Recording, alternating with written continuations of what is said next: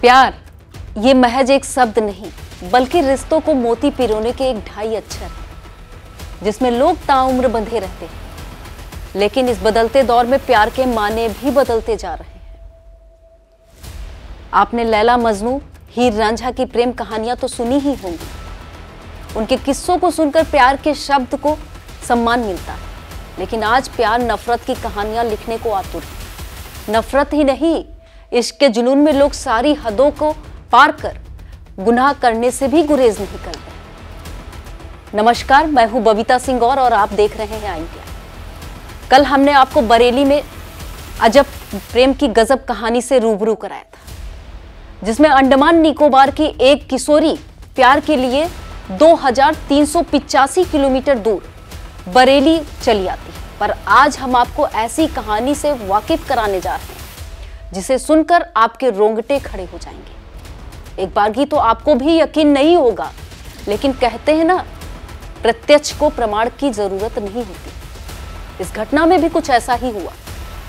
पूरा मामला यूपी के एटा जिले का है।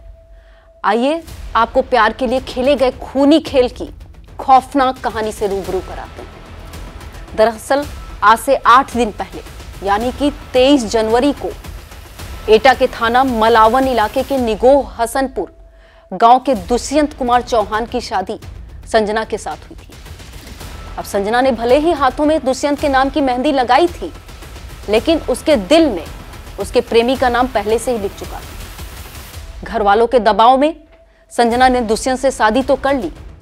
वह लाल सुर्ख जोड़े में बाबुल के घर से पिया के घर आ भी चुकी थी, लेकिन वह ससुराल उसे रास नहीं आ रही थी। वह कसम कसम में दिन काट रही थी। भले ही उसका शरीर दुष्यंत के घर में था, लेकिन दिलो दिमाग 24 घंटे प्रेमी के पास था। प्रेमी से जुदाई और पति का मिलन उसे जरा भी रास नहीं आ रहा था। वो कहते हैं ना कि जबरदस्ती के रिश्ते बहुत लंबे समय तक सफर में साथ नहीं देते। कुछ ऐसा ही दुष्यंत और संजना के बीच हुआ। इस रिश्ते से दुष्यंत तो खुश था, लेकिन संजना को यह खुशी तिल तिल मार रही थी। फिर क्या था, 8 दिन पहले जिस रिश्ते में बंद कर उसने पति के घर की दहलीज पर कदम रखा था, अब उसी पति को प्रेमी के साथ मिलकर रास्ते से हटाने का खौफनाक साजिश रच डाली।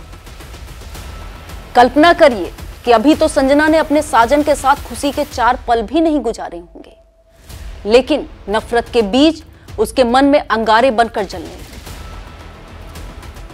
अब ऐसे में इसका अंत तो होना ही था। प्रेमिका संजना ने प्रेमी के साथ रची गई खूनी साजिश के तहत आखिरकार पति को मार डाला। अभी तक तो उसके हाथों के मेहंदी भी नहीं फीकी हुई थी, लेकिन उससे पहले पति के खून से उसके हाथ लाल हो चुके थे।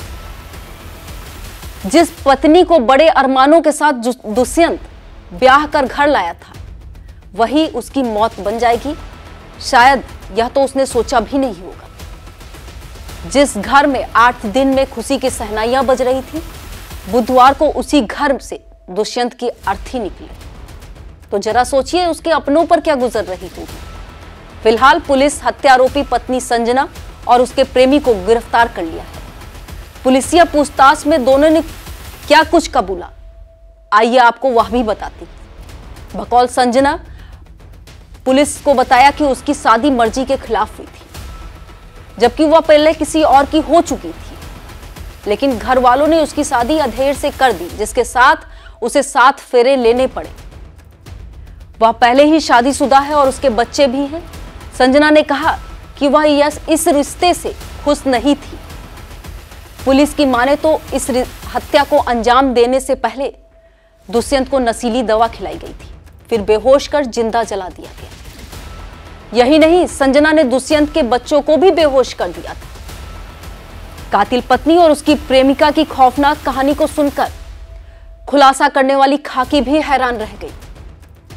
पुलिस के लोग भी आपस में इस बात की चर्चा करते दिखे कि संजना कितनी बेरहम थी। ऐसा करते समय उसके हाथ भी नहीं कांपे। फिलहाल संजना और उसके प्रेमी को इसके किए की सजा कानून देगा, लेकिन इस घटना ने बहुतेरे सवाल खड़े कर दिए।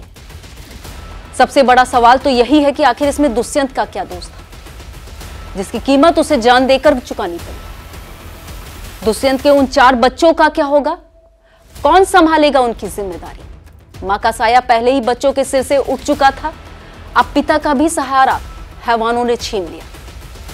यह घटना हर किसी के मन को विचलित करने वाली है। सवाल यह भी है कि ऐसा करके संजना और उसके प्रेमी को हासिल क्या हुआ? हत्या के इल्जाम में अब दोनों जेल की सजा काटेंगे। ऐसा करके संजना और उसके प्रेमी जो चाहते थे वह तो शायद अब किसी सूरत हाल में संभव नहीं है। यह घटना समाज के लिए सबक भी है। इंडिया की भी अपील है कि अगर आपकी शादी मर्जी के खिलाफ हो रही हो तो घर परिवार के लोगों से बात करिए, अपनी इच्छा जाहिर करिए, लेकिन ऐसा बड़ा कदम हरगिज न उठाएं जैसा संजना और उसके प्रेमी ने उठाया है, क्योंकि उसके लिए ना तो हमारा समाज और ना ही हमारा संविधान और ना ही कानून इजाजत देता है। बालिग होने पर मर्जी से फैसला लेने का हक हमारे संविधान ने दिया है, लेकिन इसका अधिकार नहीं देता है कि आप किसी की जान लें। अब मुझे दीजिए इजाजत। सच्ची और सटीक खबरों के लिए देखते रहिए आई इंडिया।